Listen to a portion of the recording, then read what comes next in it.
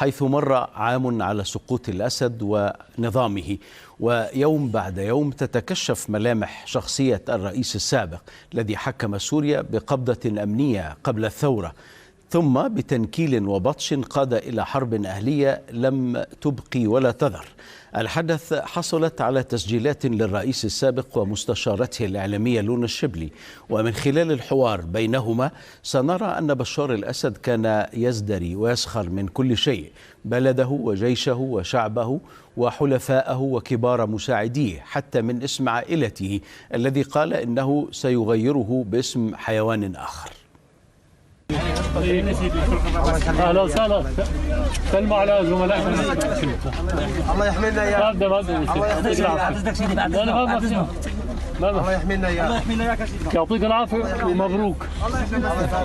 الله يحمينا. ما في فايده، كله بتبوس الايد. لا بس وقت العميد بسام كان لساته عميد، لقاني معرب شايله فوق القناصه معباي. شو عم تعملي؟ انزلي انزلي انزلي انزلي. قلت له اوكي خلص بدنا نغادر الغوطة. شو بدنا نقول؟ نحن مغادرين الغوطة؟ ما بعرف. شو بدنا نقول؟ الله يلعنها بالغوطة. طفي موبايلك. هلا سؤال فيك ما تجاوب عليه، بس شو تحس لما تشوف صورك بالشوارع؟ سأليني مثل ذاك انه انت احسن من ابوك. لا عن جد، انه بس الواحد مثلا يشوف صورة بالشارع شو بيحس؟ صراحة ما بحس بشيء والله عن جد نهائيا.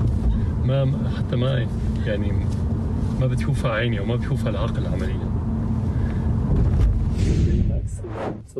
لا ما بتبين، بس دي سلك شكله موكب رسمي هذا الشيء، ضابط شي حدا. هلا بنزحله نحن. شباب اللبنان لا حاطين صورتي صوت حسن نصر.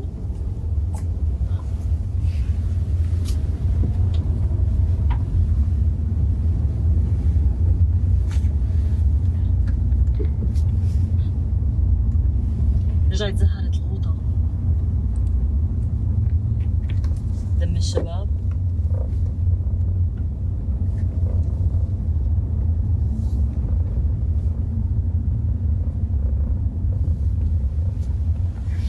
سلم علي. في سيارين. الناس رجعت على السيران. رجعت الحياة. ايه على السيران.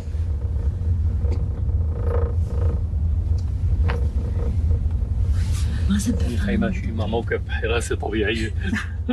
مين هذا؟ جماعة الحزب معقول؟ بده يكون أو الحرس؟ أهل الحرس بدع بهالمعركة الشهر الجسرين.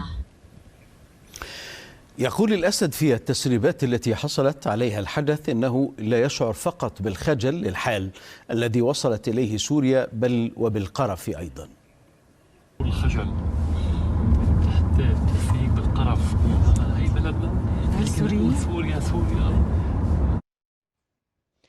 الأسد وخلال جولته مع مستشارته الإعلامية فوجئ بحاجز أمني تابع لحزب الله في قلب سوريا، قبل أن تعلق لونا الشبلي مساعدة الأسد بسخرية على الميليشيا، تقول حزب الله كان يتفاخر بقدرته على حرب الشوارع، وبالآخر لم يعد يسمع له صوت.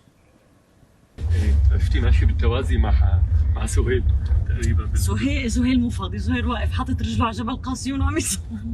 شفتها الصورة؟ حكوا لك عنها؟